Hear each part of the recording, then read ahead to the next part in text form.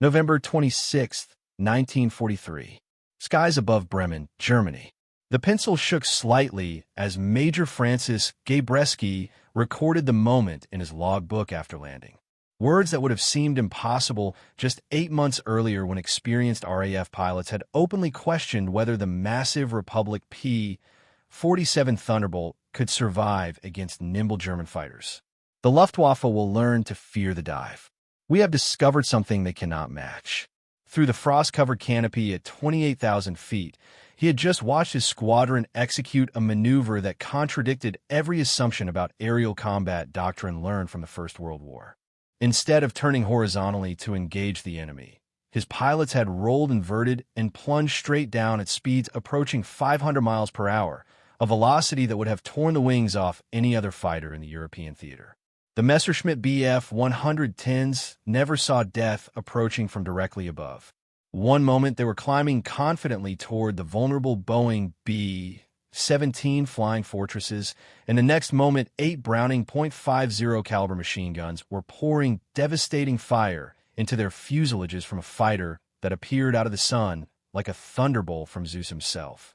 The mathematics of aerial supremacy were being rewritten not in turning radius or rate of climb, but in the terrifying physics of a nearly 4-ton fighter achieving terminal velocity in a controlled dive, then using that accumulated kinetic energy to zoom climb back to altitude where thin air and turbocharging gave American pilots an insurmountable advantage. Gabreski destroyed 2 Bf 110s that day using these tactics, earning the Distinguished Service Cross for his actions protecting the bomber stream. The transformation had begun on April 13, 1943, when the 56 Fighter Group flew its first combat mission, a fighter sweep over Strait-Omer in occupied France. The pilots were nervous. They had trained for 8 months on the P-47 Thunderbolt, but many remained skeptical about the aircraft's combat potential. At nearly 14,000 pounds fully loaded with standard combat configuration and up to 17,500 pounds with external stores, the Thunderbolt was the heaviest single-engine fighter ever built. It outweighed the graceful Supermarine Spitfire by 4,000 pounds and dwarfed the Focke-Wulf FW-190 by 3,000 pounds. Critics called it a milk bottle. Detractors nicknamed it the 7-ton milk jug, shortened eventually to simply the Jug. RAF pilots who had successfully defended Britain in nimble Spitfires openly questioned whether such a massive aircraft could survive against experienced Luftwaffe pilots flying agile German fighters. Among the doubters was Lieutenant Robert Samuel Johnson, fresh from pilot training and terrified he would die in his first week of combat. His personal accounts, documented in multiple post-war interviews, and his memoir co-written with Martin Kaiden, would chronicle one of the most dramatic transformations in aviation warfare history. The journey from skepticism to mastery began at Republic Aviation's factory in Farmingdale, Long Island, where Georgian engineer Alexander Kartveli had designed something radically different from every other fighter in existence. Kartveli had famously sketched the P-47 design on a train after learning the XP-44 project was canceled, later describing his creation with characteristic humor as a dinosaur, but a dinosaur with good proportions. The P-47 was built around the massive Pratt & Whitney R-2800 double Wasp engine, 18 cylinders arranged in 2 rows, generating 2,000 horsepower at sea level at rated power with water injection boosting output to 2,300 horsepower for combat emergencies. Some variants like the P-47M would eventually achieve 2,800 horsepower, making them among the most powerful piston engine fighters ever built. This immense power was channeled through a sophisticated turbo-supercharger system buried deep in the rear fuselage that became the key to everything the P-47 could achieve.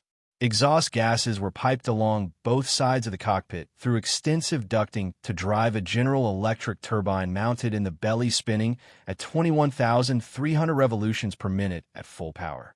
This turbine compressed incoming air and fed it back to the engine through an intercooler system that lowered temperatures and increased density. The result was revolutionary. The system allowed the 2,800 to produce maximum power at 27,000 feet, and at 30,000 feet in the thin stratosphere where other fighters gasped for oxygen. The Thunderbolt remained faster and more powerful than any German fighter. The P-47 could operate effectively up to its service ceiling of 42,000 feet, an altitude where Luftwaffe pilots found their aircraft struggling for performance. But this remarkable capability came with significant weight. The turbocharger system, with its complex ducting, extensive armor plating protecting the pilot, including a 69-pound armored headrest and thick armor plate behind the seat, self-sealing fuel tanks containing 370 gallons of fuel internally, and 8 Browning M2.50 caliber machine guns with 425 rounds per gun, totaling 3,400 rounds of ammunition, created an aircraft that skeptics believed was simply too heavy to maneuver effectively in combat. The empty weight alone exceeded 9,900 pounds, and combat-loaded weight pushed past 14,000 pounds before any external stores were added. Lieutenant Johnson wrote in correspondence after his April 13th first mission, "I saw the challenges ahead. The Germans had been fighting for years. We were entering combat in an aircraft that many believed was the wrong tool for the job. Yet Colonel Zemke seemed confident we would find our way." The missions through late April and into May 1943 were cautious operations. Fighter sweeps over the coast, learning the terrain, testing equipment, building experience gradually without rushing into major engagements that could devastate an inexperienced unit. The first real test came on June 12, 1943, during a mission designated RAF Rodeo 204 over the Belgian coast. Captain Walter V. Cook of the 61st Fighter Squadron spotted a Focke-Wulf FW-190 at lower altitude near Blankenberge, Belgium. Following the altitude advantage doctrine that Colonel Hubert Zemke had been drilling into his pilots, Cook dove on the unsuspecting German fighter, fired a burst from his .50 caliber guns, and watched the FW-190 tumble toward the ground, trailing smoke. It was the 56th Fighter Group's first confirmed aerial victory, and it had been achieved using the diving attack that would become their trademark. The very next day, June 13, 1943, brought the 56th Fighter Group 3 more victories and validated the tactics Zemke had been developing. Lieutenant Robert Johnson scored his first kill that day, diving from altitude onto an FW-190 over Brugge, France. The German pilot never saw him coming. Johnson fired a precise burst, saw strikes on the enemy fighter, and watched it spin into the ground. When Johnson landed, Major General Carl Spaatz, commanding the 8th Air Force, personally presented him with a bottle of Scotch whiskey to mark the occasion of being among the first 8th Air Force pilots to score victories in a new P-47. However, Johnson also learned a harsh lesson that day. His element leader had not followed to provide cover during the attack, and Johnson found himself isolated and under attack by multiple German fighters. He was simultaneously reprimanded by his commanders, including Zemke, Gabreski, and Captain Gerald W. Johnson, for breaking formation during the engagement, even though his kill was confirmed. The incident highlighted the critical importance of tactical discipline. Diving attacks required coordinated execution and mutual support. Individual glory meant nothing if pilots were lost to enemy fighters during or after their attack runs. But nothing in those early missions had prepared the pilots for what would be discovered during high-altitude testing back in the United States. On November 13, 1942, months before the 56th Fighter Group even deployed to England, Lieutenants Harold Comstock and Roger Dyer had pushed their P-47C Thunderbolts into near-vertical dives from 35,000 feet during high-altitude performance testing. What happened next would prove crucial to understanding the P-47's true capabilities and limitations. Their airspeed indicators climbed past 500 miles per hour, past 600, eventually showing 725 miles per hour indicated airspeed. The actual true airspeed was certainly lower, likely in the 550 to 600 miles per hour range, because pitot-static instruments become increasingly inaccurate at high speeds and high altitudes. Republic Aviation would claim the pilots had exceeded the speed of sound, making them the first humans to break the sound barrier. This claim was disputed by many aviation experts, and General Henry Hap Arnold sent a telegram to Republic ordering there would be no more discussion about the dive. Post-war analysis and subsequent testing indicated the highest confirmed Mach number achieved by any World War II propeller-driven fighter was approximately 0.92 Mach by a specially modified Supermarine Spitfire, and P-47s likely did not exceed this threshold. Nevertheless, what Comstock and Dyer experienced during those dives would prove critically important for combat operations. Beyond approximately 550 miles per hour indicated airspeed, they encountered severe compressibility effects as localized airflow over the wings approached transonic velocities. The controls became rigid, completely unresponsive to normal stick inputs. The aircraft were diving nearly straight down, accelerating continuously, and conventional recovery seemed impossible. Both pilots experienced tunnel vision from the G-forces and genuine terror as their aircraft plunged earthward with frozen controls. But Comstock and Dyer both managed to recover, and their technique would be taught to every P-47 pilot who followed. The critical procedure later documented by combat pilots, including Charles D.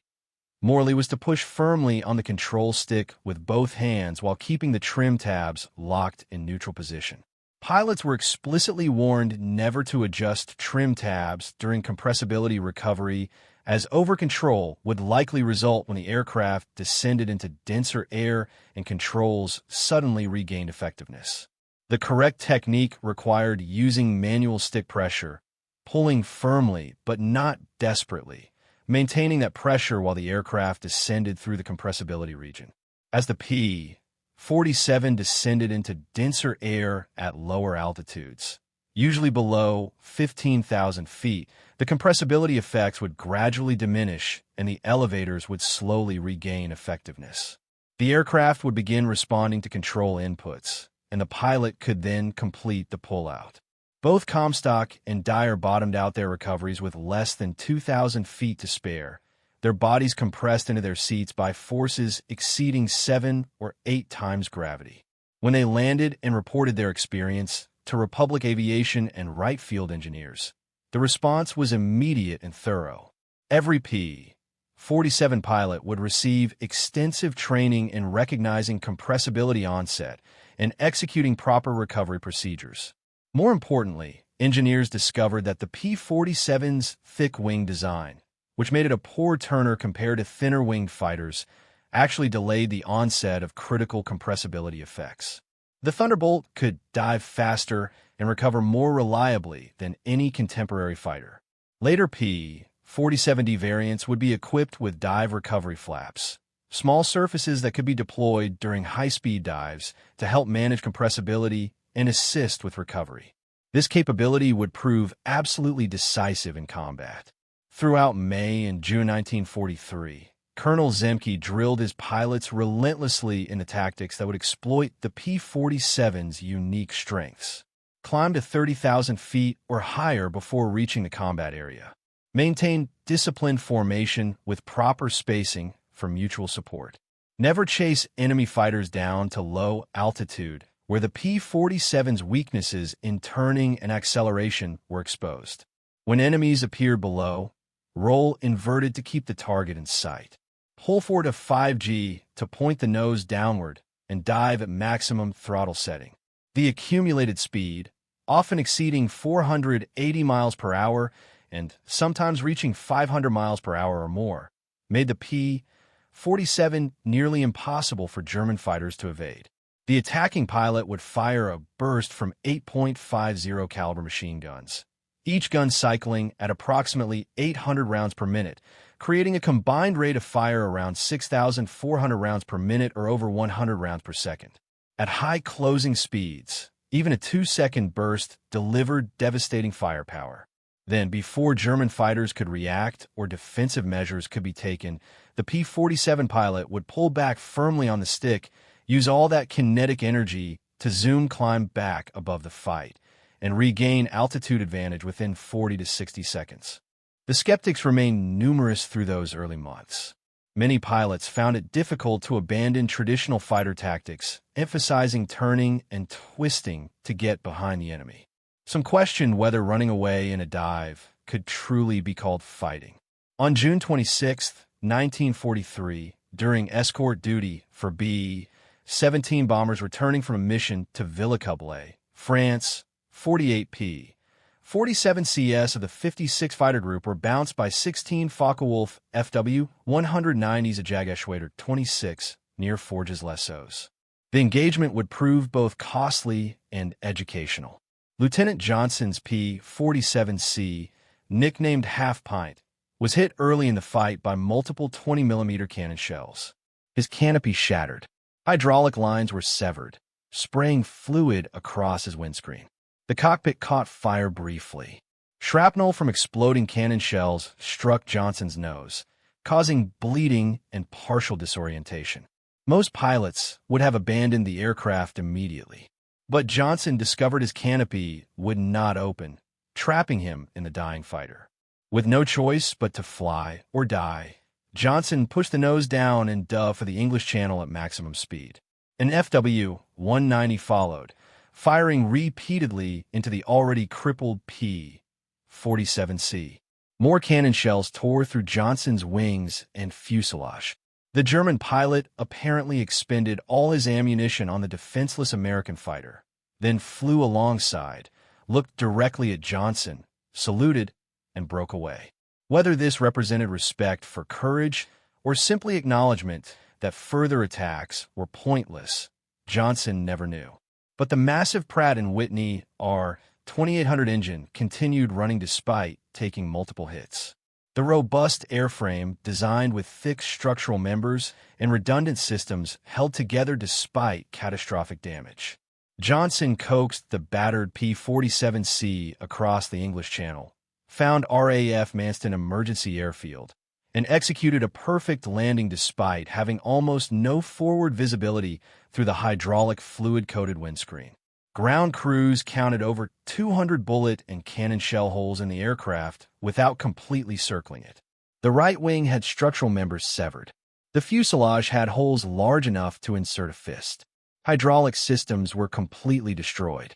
Yet Johnson walked away with only minor injuries from shrapnel, and remarkably, the P-47C was eventually repaired and returned to service. This mission cost the 56th Fighter Group 4 aircraft and pilots, their worst single mission loss to date. But it also demonstrated the P-47's extraordinary ability to absorb punishment and bring pilots home alive. The Schweinfurt-Regensburg mission on August 17, 1943 provided the first major validation of diving attack tactics on a large scale. The 8th Air Force launched 376 heavy bombers in a daring double strike against ball-bearing factories at Schweinfurt and aircraft production facilities at Regensburg Deep in Germany. The bombers would fly hundreds of miles beyond the escort range of most Allied fighters. The P-47s of the 56 Fighter Group were assigned to provide penetration escort for the Regensburg force, taking the bombers as far as their fuel allowed before turning back toward England. Major Gabreski, leading elements of the 61st Fighter Squadron, positioned his flights at 30,000 feet, 5,000 feet above the bomber stream. German fighters were climbing from multiple airfields across northern France and Belgium. Approximately 40 Bf-109s and FW-190s in several formations, timing their arrival to catch the bombers when P-47 escorts would be at the limit of their fuel range.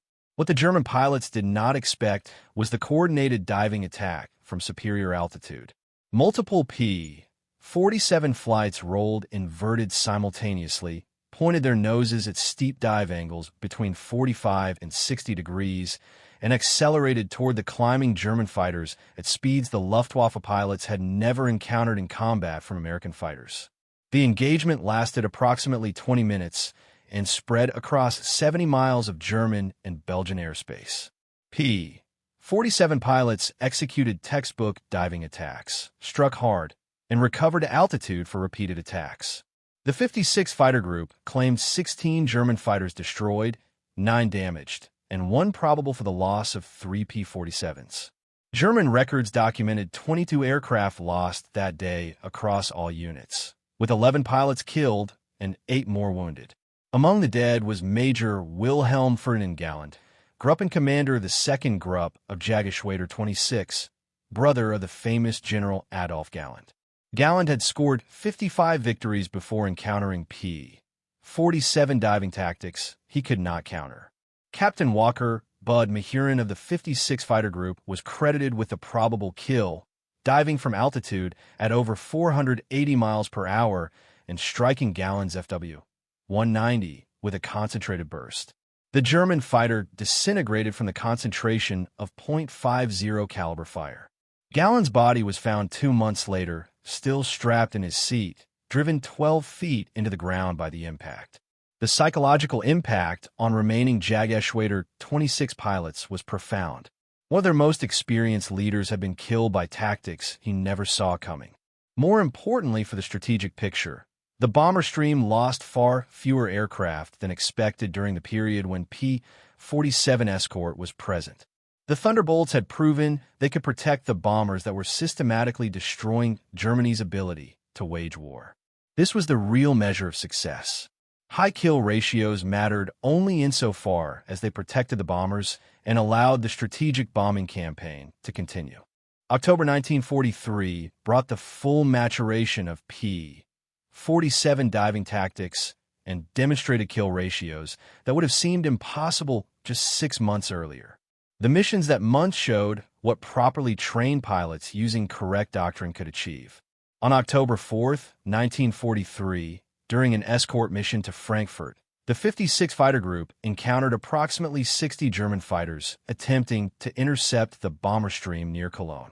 Using altitude advantage and disciplined diving attacks, the 56 destroyed approximately 15 Bf-110 twin-engine fighters along with single-engine fighters, claiming 16 total victories while losing 2 P-47s to anti-aircraft fire rather than enemy fighters.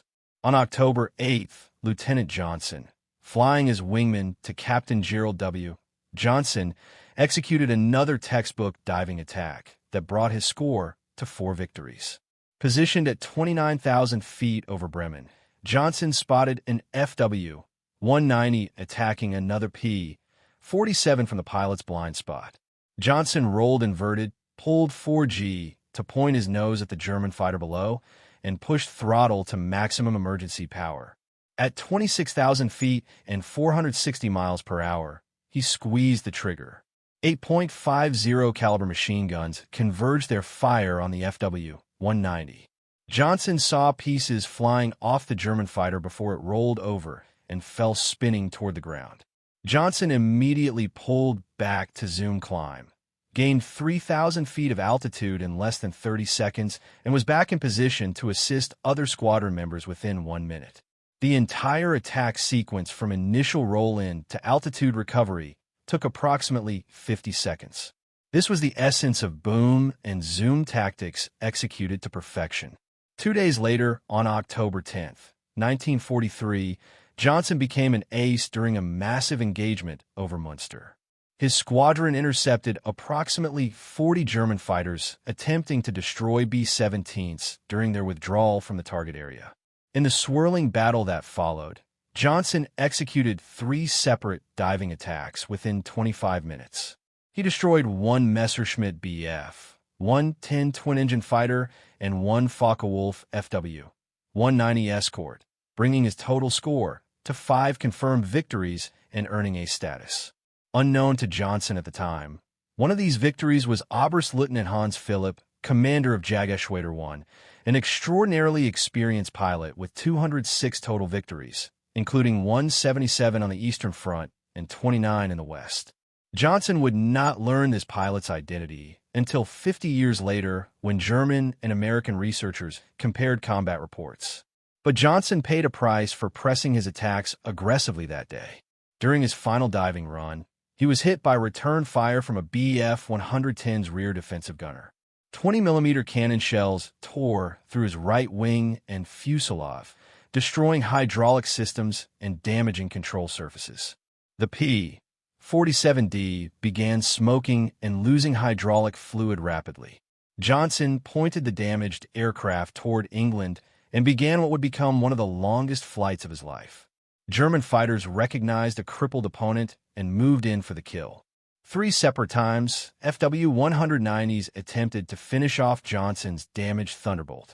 3 times Johnson pushed his nose down, built speed to over 400 miles per hour despite damaged controls and severe vibration, and pulled away from his pursuers. Even critically damaged, the P-47D could still outdive any German fighter. Johnson nursed the shaking, smoking aircraft across Belgium and over the English Channel at gradually decreasing altitude. He found an emergency landing field and brought the battered fighter down in a textbook landing despite severely degraded controls and minimal forward visibility.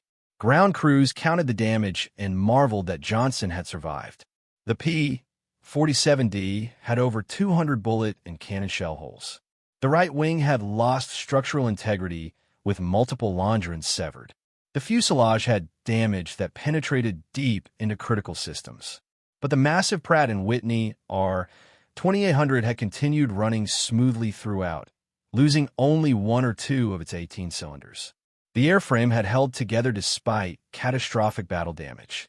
Johnson walked away without serious injury, and after extensive repairs, the P-47D returned to combat operations. These October 1943 missions demonstrated something as important as the diving tactics themselves. The P-47 combined offensive capability through high-speed diving attacks with defensive survivability through robust construction and redundant systems. A pilot could press attacks aggressively, knowing that even if hit, the aircraft could likely bring him home. This psychological confidence enabled more aggressive tactics and better mission results. By November 1943, the 56 Fighter Group's tactical doctrine was being adopted throughout the 8th Air Force. Every P-47 unit learned to think vertically rather than horizontally. Altitude was life. Speed was survival. Discipline was victory. Never chase an enemy down to his altitude unless absolutely necessary for bomber protection. Never turn when you can dive. Never engage fairly when you can attack with overwhelming advantage. The kill ratio statistics from this period demonstrate extraordinary effectiveness. During the period from June through December 1943, when tactics were fully developed and pilots gained combat experience, the 56 Fighter Group achieved kills-to-losses ratios approaching 11-1 when considering only aircraft lost to enemy fighters in air combat. Even when including all operational losses from mechanical failures, weather, and ground fire, the ratio remained above 5-1. When examining only engagements where P-47 pilots maintained altitude discipline and followed diving attack doctrine, kill ratios exceeded 15-1 and occasionally approached 20-1 in ideal conditions. The tactics worked because they exploited fundamental physics that could not be countered by pilot skill or tactical innovation. AP-47 at 30,000 feet had potential energy equivalent to 9.4 million foot-pounds. When diving to 20,000 feet, this converted to kinetic energy producing speeds approaching or exceeding 500 miles per hour. No German fighter could safely match this speed. The FW-190's maximum dive speed was limited to approximately 450 miles per hour indicated airspeed before structural concerns became critical. The Bf-109 faced similar limitations with additional control difficulties at high speeds.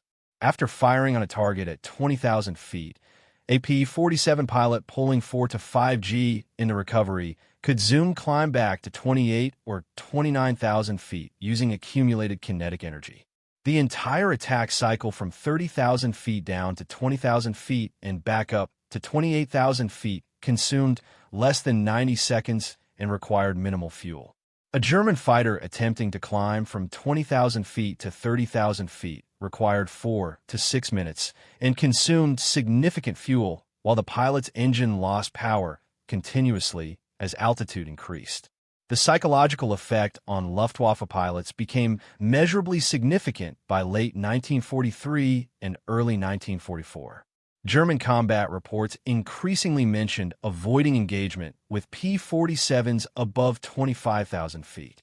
Some squadrons began refusing to climb to high altitude altogether, concentrating their efforts on attacking bombers during their initial climb or final descent when P-47 escort was less effective.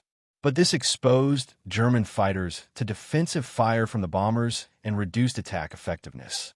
Major Gunther Rall, who commanded the 2nd Gruppe of Jägerschwader 11 for approximately 1 month, from April 19 to May 12, 1944, before being shot down and wounded, later provided insight into German tactical thinking. In post-war interviews, Rall explained that by late 1943, experienced German pilots recognized the P-47 was most dangerous when it had altitude advantage. American pilots were learning to use their aircraft correctly, refusing to be lured down to altitudes where German fighters had turning and acceleration advantages. Instead, P-47s attacked repeatedly from above, diving so fast German pilots could barely track them visually, firing quick bursts, and climbing away before effective response was possible. If German fighters climbed to meet the P-47s, the American fighters simply climbed higher using superior high-altitude engine performance. The only partial solution German units developed was attacking bombers quickly from lower altitudes and escaping before P-47s could dive on them. But this gave German pilots less time to aim carefully, and bomber defensive fire was more effective against attacks from below. Rall survived the war with 275 total victories, the 3rd highest score in aviation history, and later served in the West German Luftwaffe from 1956 to 1975. The diving tactics required exceptional physical conditioning and technique.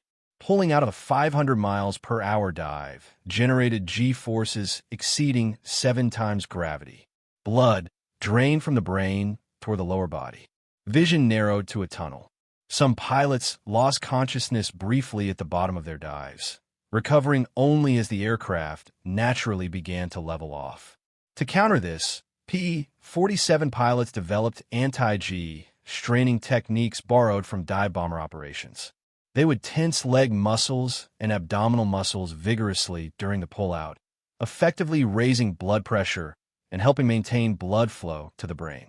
They would grunt or shout loudly, forcing air pressure into their lungs and chest cavity. They learned to limit their pullout to 6 to 6.5 G when possible, accepting a slightly shallower recovery angle to reduce blackout risk while still achieving effective zoom climb performance. These techniques, combined with youth and fitness, allowed most pilots to remain conscious and effective throughout their attack runs. But the physical toll accumulated over time. Pilots who flew multiple high-intensity missions per day would return to base physically exhausted, their bodies aching from repeated high-G maneuvers. Some pilots experienced vision problems from repeated exposure to high-G forces. Others dealt with chronic back pain from compression of the spine during pullouts. The winter of 1943 and in 1944 brought new challenges as the bombing campaign intensified and missions penetrated deeper into Germany. On January 11, 1944, during an escort mission to Asterselben Deep in central Germany, the 56th Fighter Group encountered over 100 German fighters in a desperate attempt to destroy the bomber stream. The engagement lasted nearly 1 hour and spread across 150 miles of German airspace. Major Gabreski, now serving as the group's operations officer, led formations from 29,000 feet. He personally executed 6 separate diving attacks during the extended engagement, destroying 3 enemy aircraft and damaging 2 more. His combat report described the mission as the most intense he had experienced, with P-47s and German fighters mixing in a swirling aerial battle that consumed thousands of gallons of fuel and thousands of rounds of ammunition. The 56th Fighter Group claimed 22 German fighters destroyed that day for the loss of 4 P-47s, 3 to enemy fighters, and 1 to mechanical failure.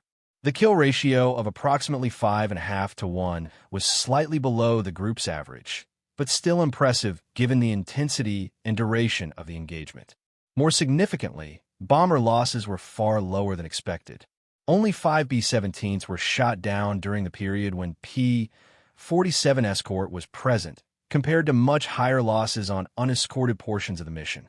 This protective mission success mattered more than raw kill statistics. February 1944 brought Operation Argument, known to participants as Big Week, 6 days of maximum effort bombing raids from February 20th through 25th against German aircraft production facilities. The 8th Air Force launched over 3,000 heavy bomber sorties, and the Luftwaffe responded with everything available.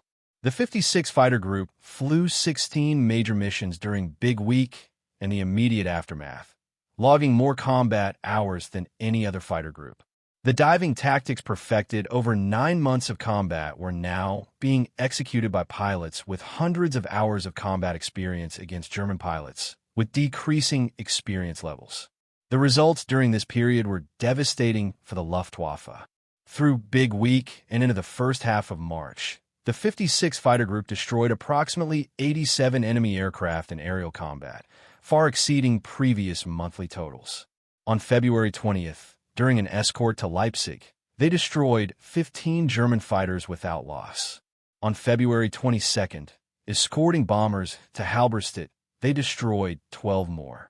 The accumulated effect of these losses broke the Luftwaffe's ability to effectively defend German airspace in daylight. German fighter units were losing experienced pilots faster than training programs could produce replacements. New German pilots arrived at operational units with minimal flight time, often less than 50 hours in type, compared to American pilots arriving with 150 to 200 hours of flight training. These inexperienced German pilots were particularly vulnerable to P-47 diving attacks. They lacked the situational awareness to see attackers coming from above. They made mistakes in defensive maneuvering. They panicked and dove away reflexively, playing directly into the P-47's greatest strength. By March 1944, air superiority over Germany was largely achieved.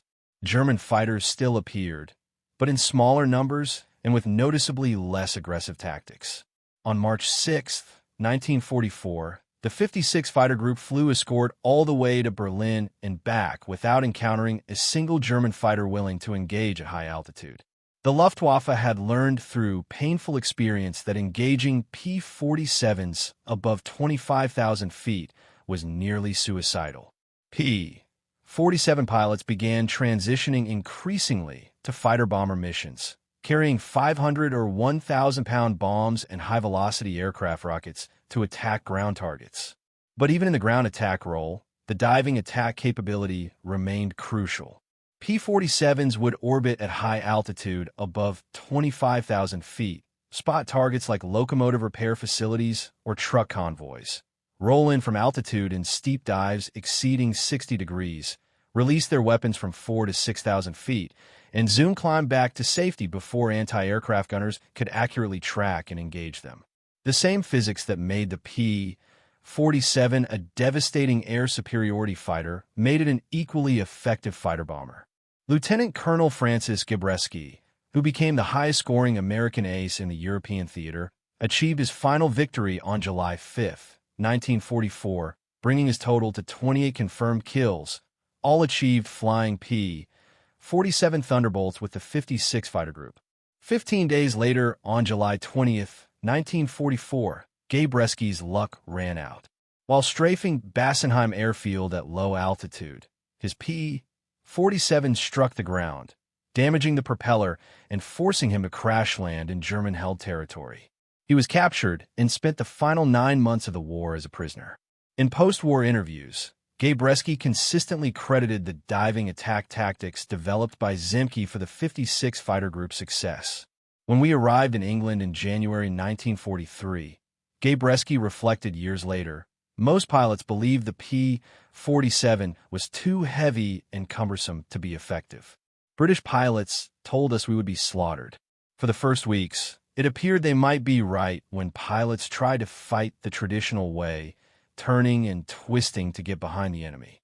Then Colonel Zemke showed us a different approach. We stopped trying to turn with German fighters. We started using our real advantages: altitude performance, diving speed, and structural strength. We attacked from above, struck hard, and recovered to altitude before the enemy could respond. Suddenly, we were winning.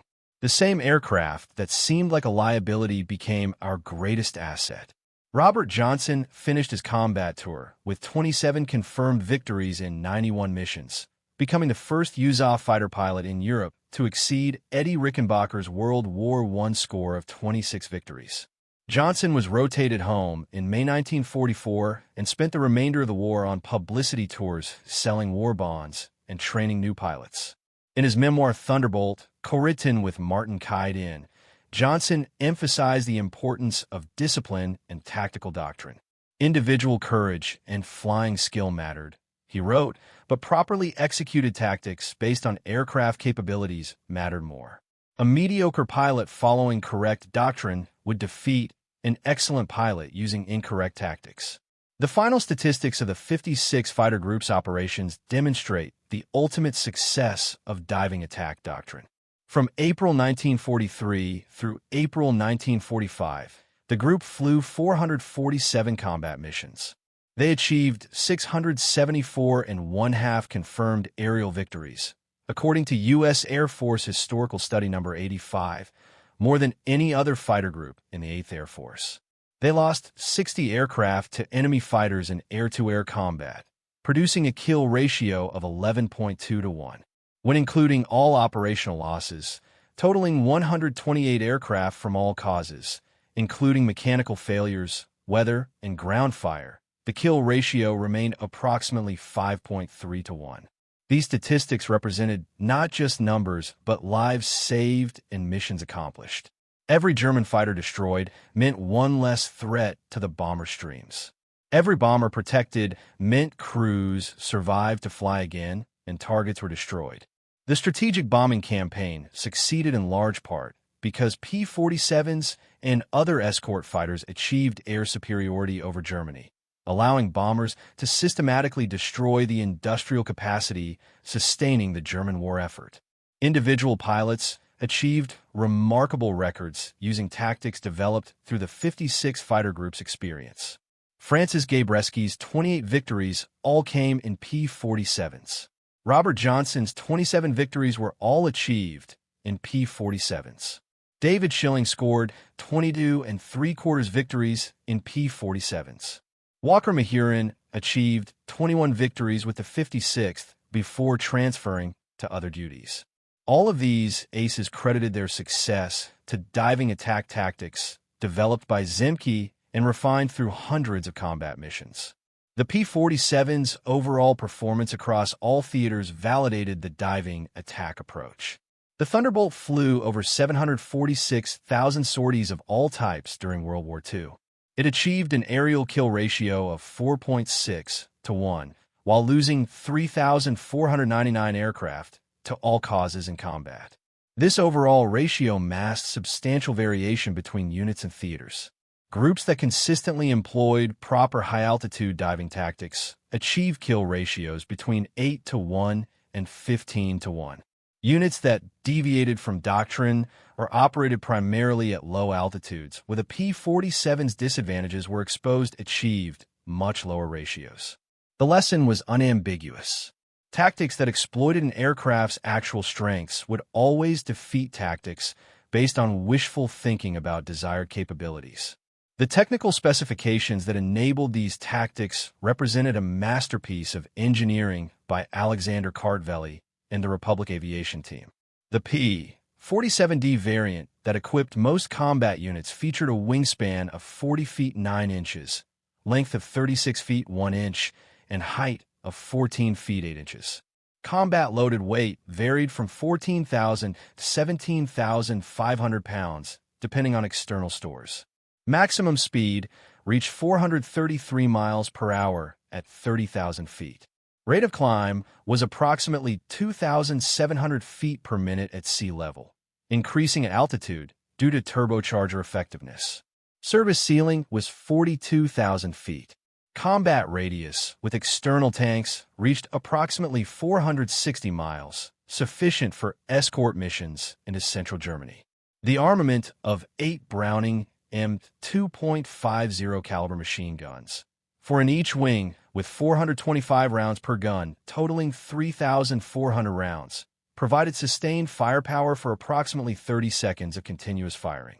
In practice, pilots fired in short bursts of 1 to 3 seconds, making ammunition last for 10 to 15 separate engagements. The .50 caliber round, weighing approximately 1.7 ounces with armor-piercing incendiary characteristics, could penetrate aircraft aluminum structure, damage engines, rupture fuel tanks, and incapacitate pilots at ranges exceeding 500 yards.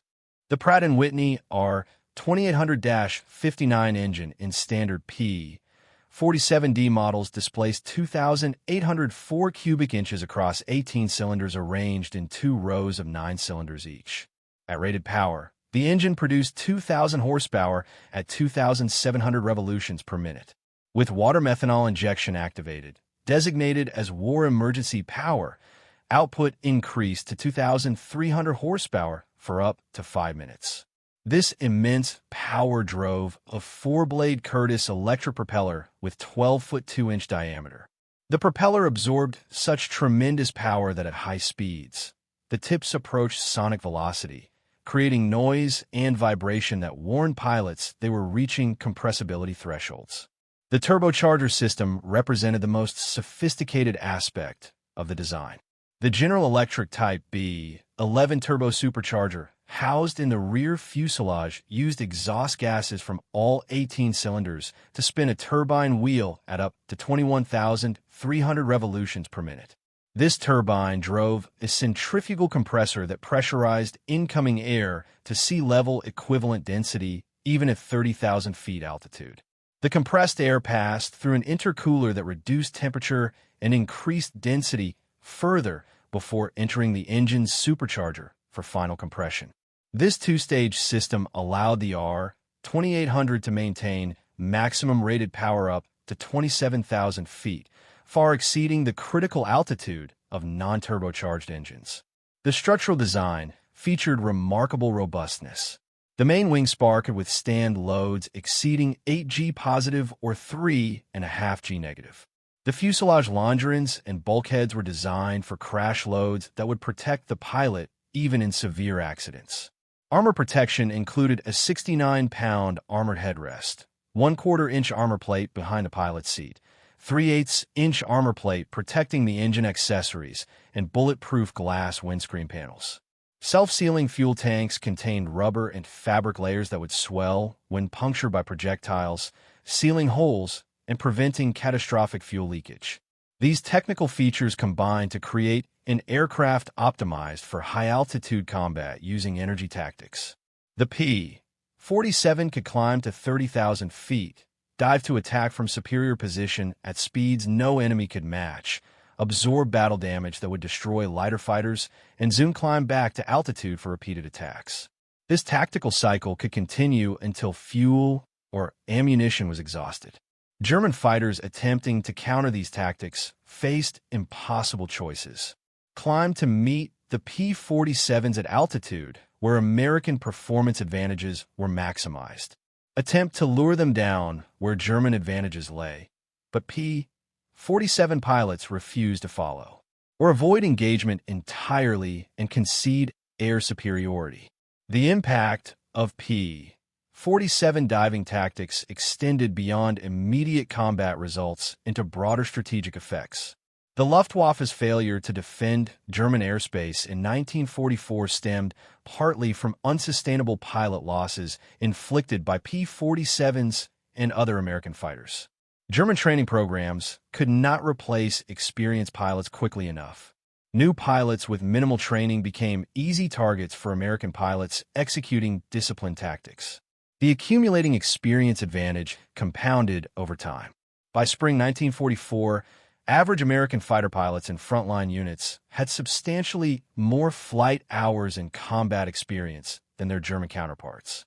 This experience advantage, combined with superior high-altitude performance and effective tactics, created an insurmountable situation for the Luftwaffe. The strategic bombing campaign succeeded in destroying German oil production, aircraft factories, ball-bearing plants, and transportation networks. This success depended absolutely on fighter escorts achieving air superiority. The P-47's contribution to this air superiority achieved through diving attacks from altitude represented one of the decisive factors enabling Allied victory in Europe. The lessons learned with the P-47 influenced fighter design and doctrine for decades afterward. Post-war analysis confirmed that boom and zoom tactics, exploiting superior speed and energy management, were fundamentally more effective than traditional turning dogfights when facing comparable opponents. The jet fighters that followed, including the F-86 Sabre that achieved success in Korea and the F-100 Super Sabre that followed, emphasized speed, climb rate, and energy tactics over turning capability. France's Gabreski flew F-86 Sabres in Korea, applying the same energy management principles he learned in P-47s over Germany. He shot down 6.5 MiG-15s in Korea, making him one of only 7 American pilots to achieve A status in 2 different wars. The tactics that worked against FW-190s and BF-109s over Germany worked equally well against MiG-15s over Korea. Maintain altitude advantage, dive on the enemy at high speed, fire a quick burst, zoom climb back to safety. The aircraft and speeds changed, but the fundamental tactical principles remain valid. German prisoners interviewed after the war consistently identified P-47 diving attacks as among the most frightening experiences of aerial combat. Oberleutnant Heinz Nock, who surrendered in March 1945 after surviving years of combat, including being shot down multiple times, told American intelligence officers that the P-47 represented a psychological terror beyond its physical capabilities. You would be climbing to engage the bombers, Nock explained, and suddenly your wingman would explode beside you. You would look up and see American fighters diving nearly vertically at impossible speeds. By the time you reacted, they were already pulling up and climbing away, completely untouchable. You could not catch them climbing. You could not evade them diving. You could only hope they would choose a different target next time. The physics of the diving attack remained unmatched throughout the propeller-driven fighter era. Modern computer simulations using authentic flight models and performance data have confirmed what P-47 pilots discovered through combat experience. In engagements where the P-47 maintained altitude discipline and used diving attacks exclusively, kill ratios exceeded 20-1 against comparable German fighters. Only when P-47 pilots violated doctrine and engaged in low-altitude turning fights did German fighters achieve favorable exchange ratios. The lesson was unambiguous. Tactics that exploited an aircraft's actual strengths would always defeat tactics based on wishful thinking about desired capabilities. The P-47 was not the most agile fighter. It was not the best climbing fighter below 20,000 feet. It was not the longest-range fighter until late variants appeared. But it was the fastest diving fighter, the most survivable fighter, and the most capable high-altitude fighter. Tactics built around these real strengths produced extraordinary results. The 56 fighter group's achievement stands as one of the great tactical success stories of World War II. They took an aircraft that critics claimed was too heavy and too clumsy for air combat.